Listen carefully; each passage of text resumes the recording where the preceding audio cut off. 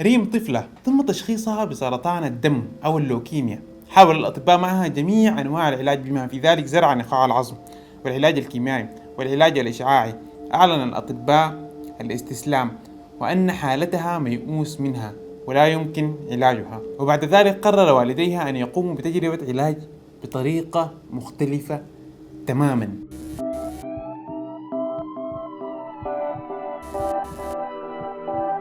مرحبا بكم، والله مبسوط اني شفتكم تاني. اول حاجه بقول لكم ان المحتوى ده حساس، لو انت اصغر من 18 سنه ما تحضر، ولو انت بتشرب حشيش وبنجو ما تحضر، لو انت قلبك ضعيف ما تحضر.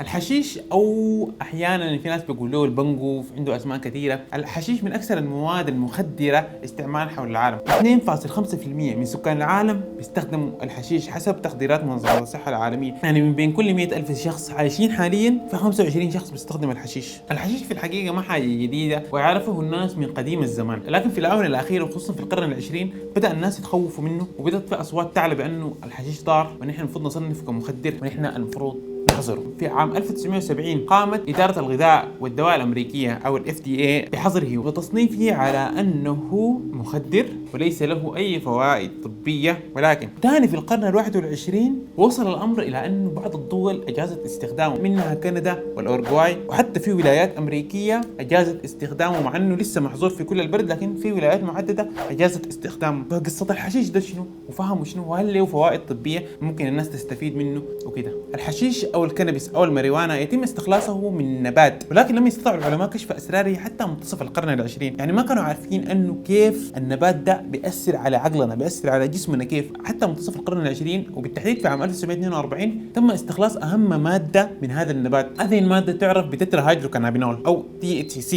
أو بالعربي يعني كده رباعي الهيدروكانابينول. وفي ستينات القرن الماضي استطاع العالم رافائيل ميشيليم أو بيعرفوه بأبو الحشيش لأنه عنده أبحاث كثيرة في موضوع الحشيش ده، استطاع كشف التركيب الكيميائي لهذه المادة، وحتى في العام اللي بعديه صنعها في المعمل. مادة THC دي هي المادة اللي بتأثر على شنو؟ بتأثر على العقل. يعني الشخص لما يشرب حشيش دي هي المادة اللي بتأثر عليه، بيصنفوها على أنها مادة سايكو أكتيف أو بتأثر على العقل. هناك مادة أخرى تعرف بمادة CBD، والمادة دي بيفتكروا أنها ما عندها تأثير على العقل، في نفس الوقت بيعتقد العلماء أنها لها تأثير عكسي لمادة THC. وكل المواد دي موجوده شنو؟ موجوده في النبته دي. انت تعرضك للحشيش وبالاخص ماده THC، يعني تشرب لك حشيش، تشرب لك بنجو، حاجه زي دي، بيحصل لك شنو؟ اول حاجه بتاثر على عقلك، بتحس بالفرحه والنشوه والارتياح، بيقل عندك الاحساس بالالم، بيقل تركيزك، بتحس انه الزمن مشي بالراحه والالوان مشبعه والموسيقى اجمل، كمان تنعزل من المجتمع، تكون عايش في دوامه براك كده، بيحصل لك كده يعني نوع من الفقدان للذاكره المؤقت. كمان بتزيد الشهية عندك. طبعا الناس بتعرف انه الناس اللي بيشربوا البنجو ده شنو؟ بيضربوا باسطة، صح، بيضربوا باسطة ألف، شيل صينية باسطة كده بدوسها كلها. كمان بتهلوس، بتشوف حياة هي ما في أو بتسمع حاجات غير موجودة. حشيش تمام؟ حاجة هايلة قوي يا معلم. زي الفل يا سيدي الناس. الحمد لله. لو حسيت انه الموضوع ده ظابط كده ويخلينا ما نمشي نجرب لنا حشيشاية، تستكين، تنسى همومك، تفرح، تشوف العالم ده بصورة مختلفة. حسيت بيك انك ابتديت افكر كده. لكن حشيش عنده مشاكل بالمناسبه مقارنه بالحاجات المخدرات ديك زي المورفين والكوكايين والحاجات دي، هو اقل ضرر. نحن نعترف في الحاجه دي، لكن ما معناته انه هو خالي من المشاكل. عموما كده ممكن نقول انه الحشيش ما بيؤدي للوفاه مباشره، يعني ما بيقتلك، ولكن لو استخدمته لفتره طويله ممكن يعمل لك حاله اسمها كانابيس يوز ديس اوردر. كانابيس يوز ديس اوردر معناتك انت وصلت مرحله قريبه من مرحله الادمان، يعني تاخذ الحشيش بصوره كبيره. حتى لو فكرت انك توقف تتعاطى الحشيش ما بتقدر، بتضيع فيه وقت كثير وجهد كثير وبيأثر على عملك او دراستك او كده. الاسوء من كده انك كل مره تكون عايز تزيد الجرعه، يعني عشان تحصل على نفس التاثير اللي انت شربت سيجارتين، بعد فتره السيجارتين دي بتتعود عليهم، يحصل لك تعود، فبالتالي بتكون عايز تشرب 3 سيجارات، بعد شويه 4، بعد شويه 8، وهكذا. كل مره بتزيد الجرعه اللي انت بتاخدها عشان تحصل على نفس التاثير، معنى انه يحصل لك توليرانس، بتتعود عليه. وفي معلومه غير صحيحه تلقاها منتشره في كل الانترنت، لكن هي ما صح، المعلومه دي ما صح، انه الحشيش لا يسبب الادمان. حسب ال NHS او الناشونال هيلث سيرفيس في المملكه المتحده، كمان الموقع الرسمي للحكومه الكنديه، الحشيش يمكن ان يسبب الادمان. الادمان بمعنى انك انت بتستخدم ماده معينه وما تقدر توقف منها، رغم انك انت عارف ان عندها مشاكل صحيه كثيره ومشاكل اجتماعيه كثيره. ده فهم الادمان. من بين كل 11 شخص بتعاطوا الحشيش في شخص واحد بيبقى مدمن على الحشيش.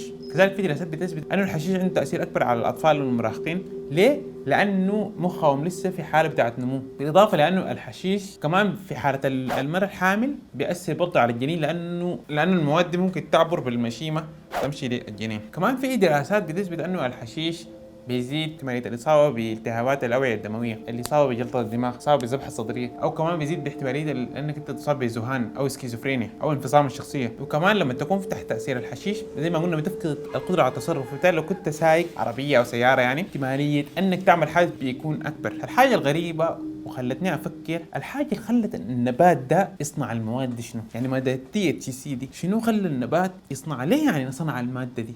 لكن الاغرب من كده، ليه جسمنا بيستقبل الماده دي؟ ليه جسمنا المواد الموجوده في الحشيش بتاثر عليه وكيف بتاثر عليه؟ جسمنا عباره عن مجموعه من الخلايا، الخلايا داخل الجسم عموما كده يمكن تتواصل فيما بينها عن طريق افراز مواد كيميائيه. مثلا خليه صحة الصباح كده تقول لاختها صباح الخير، تقول لها صباح الخير كيف؟ جارتها البعيده هناك صباح الخير، تقول لها صباح الخير، هتقول لها صباح الخير كيف؟ ما حتقدر تقول لها صباح الخير، ما تقدر تتكلم، تقوم ترسل لها ماده معينه. يعني كده يعني مجتمع ما بيناتهم دايرين يعني يتواصلوا، يلقوا التحيه لبعض وينشروا السلام والعدل والامان في العالم. تقوم ترسل لها ماده كيميائيه معينه، تشيل الماده الكيميائيه دي ترجع عليها تقول لها صباح الخير. لما الماده ديك تصل للخليه الثانيه ديك تشوفها كده تفهم انه جارتها بهناك قالت لها صباح الخير. دي الفكره، دي واحده من الطرق اللي بتتواصل بها الخلايا مع بعض. الفكره دي فكره القفل والمفتاح. يعني مثلا لو عندك قفل وعندك مفاتيح، لو عايز تفتح القفل ده جرب، ما بيفتح الا بمفتاح معين. لو جبت المفتاح اللي هو مناسب للقفل ده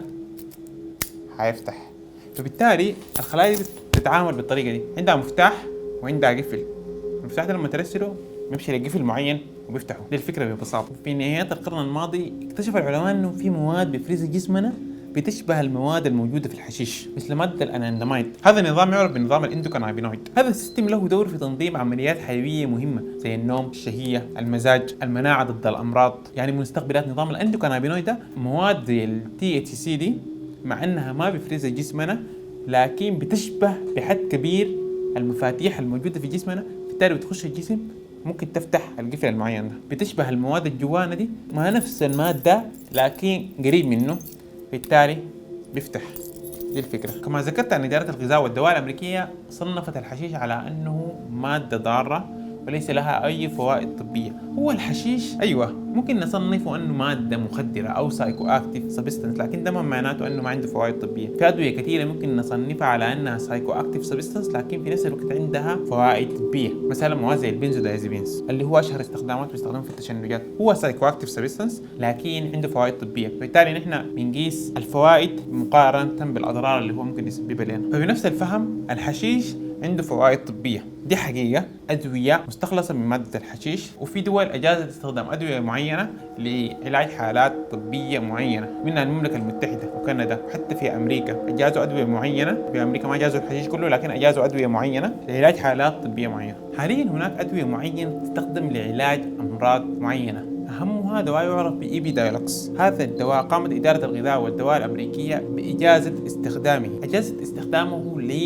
متلازمة تعرف ب LGS، بيستخدموها أيضا لمتلازمة تعرف بدرافي سندروم. أيوة الأسماء بتاعتهم كده غريبة لكن هم الاثنين بيشتركوا في أنهم الأطفال دي بيحصل لهم نوع من التشنجات، والمتلازمتين دي مصنفات على أنهم نوع من أنواع مرض زيادة كهرباء المخ أو الصرع. هؤلاء المرضى يعانون من تشنجات منذ الطفولة، في العادة مصحوبة بمشاكل في التعلم. في دراسة تم نشرها على مجلة نيو انجلند جيرنال اوف ميديسين، تمت هذه الدراسة على مرضى يعانون من متلازمة LGS. الدراسة طلعت بأنه في المرضى دي دواء إيبيدايلوكس ده بيقلل حدوث التشنجات بنسبة تصل ل 42%. 42% دي رقم كبير، يعني حاجة ما هينة. فهذا الدواء فتح باب أمل كبير لهؤلاء المرضى. إدارة الغذاء والدواء الأمريكية أجازت استخدام هذا الدواء في يوم 25 يونيو 2018، يعني الكلام ده قريب. ده الدواء ده أجازوه وحاليا بيستخدموه لعلاج المرضى ديل. يعني الكلام ده ما أبحاث وكده ونحن لسه بنجرب، حاليا بيصرفوه للمرضى المعينين ديل. الدواء ده فيه مادة CBD، ما فيه مادة THC، يعني ما بيعمل تأثير على العقل. ولكن هناك أدوية أخرى فيها مادة THC، أيوة هي بتأثر على العقل لكن عندها استخدامات معينة. مرضى السرطان خصوصا اللي بياخدوا علاج كيماوي بيكون عندهم استفراغ وعندهم قيء. في دواء معين فيه ماده شبيهه بماده التي اس سي بتقلل الاعراض عند المرضى ده. وبنفس الفكره في ادويه برضه بيستخدموها لزياده الشهيه عند المرضى بتاعين الايدز. وفي دواء ثاني بيستخدم لعلاج الالم والتصلب عند مرض يعرف بمالتيبل سكلروزس او التصلب المتعدد. بغض النظر عن الاسماء المخيفه دي، التصلب المتعدد والمالتيبل سكلروزس وما عارف شنو، الفكره عايز اوصلها لك انه في ادويه حاليا مستخلصه من ماده الحشيش. دي الفكره اللي عايز اوصلها لك. الادويه دي فتحت باب امل كبير لحالات قد تكون علاجها مستعصي. الحاجه المهمه انه الادويه المستخلصه من الحشيش ده لسه بيستخدموها كسلاح اخير. يعني مثلا بعد ما نجرب الادويه كلها ما نفعت، بعد ذاك بنلجا للحشيش. طبعا يجي دول ما يجيزوه بيتاكدوا انه يكون آمن من ناحية أنه نفعه أكبر من ضرره. تعمل عليه تجارب، بتجيب متطوعين تديهم الدواء ده، بتشوفوا هل هو عالج المرضى دين، أثر عليهم كيف، هل في أعراض جانبية خطيرة. بعد ذاك بعد ما تتجيز الدواء، لأنه نحن لسه ما متأكدين من تأثير الأدوية المستخلصة من الحشيش ده على المدى البعيد، يعني بعد 30 40 50 سنة بيجي تدرس تأثيره على المدى الطويل، بيجي تشوف الحاصل على المرضى اللي اديته لهم ده شنو، هل في أعراض جانبية معينة، هل في تأثير معين احنا ما كنا لاحظنا عليه زمان، هل في ناس معينين بيأثر عليهم بطريقة مختلفة، وهكذا. قصة ريم اللي حكيتها قبل في بداية الحلقة هي في الحقيقة ما اسمها ريم يعني، لكن بس عشان هنا حتى تكون القصة ظابطة كده سميت لكم ريم، لكن قصة حقيقية. هي طفلة كندية عمرها 14 سنة، الأطباء أعلنوا استسلامهم عن الموضوع وهلا فقدوا الأمل، وبطريقة ما قروا عن بحث، قروا في مجلة نيتشر أنه في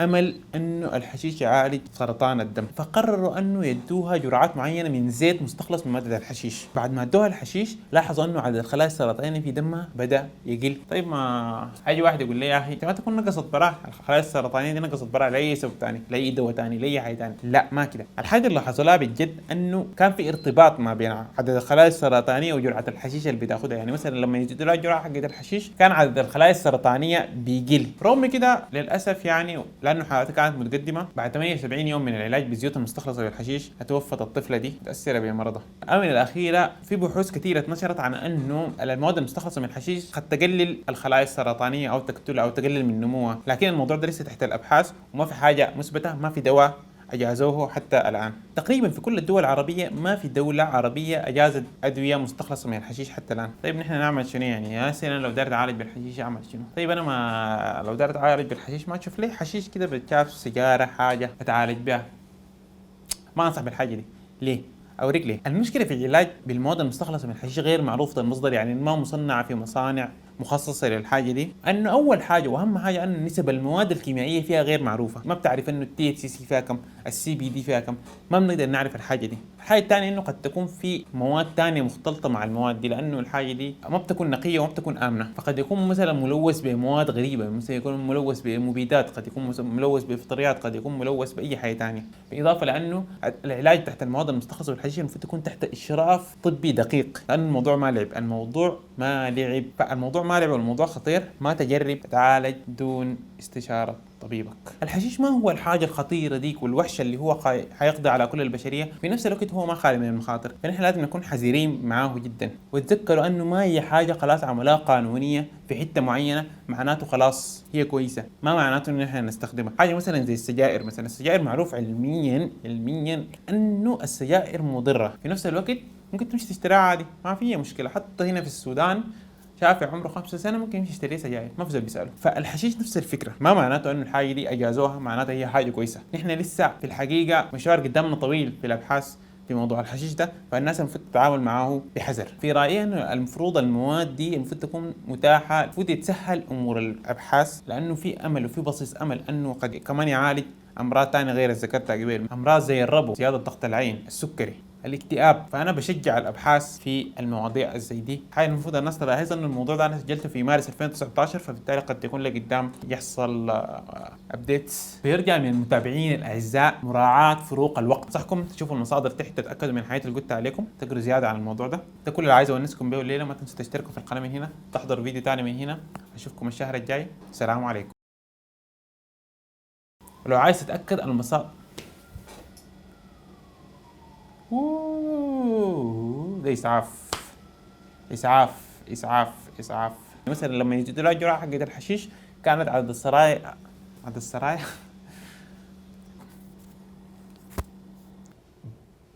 البلوبرز دي قاعد يحضرها، اكتب لي في التعليقات.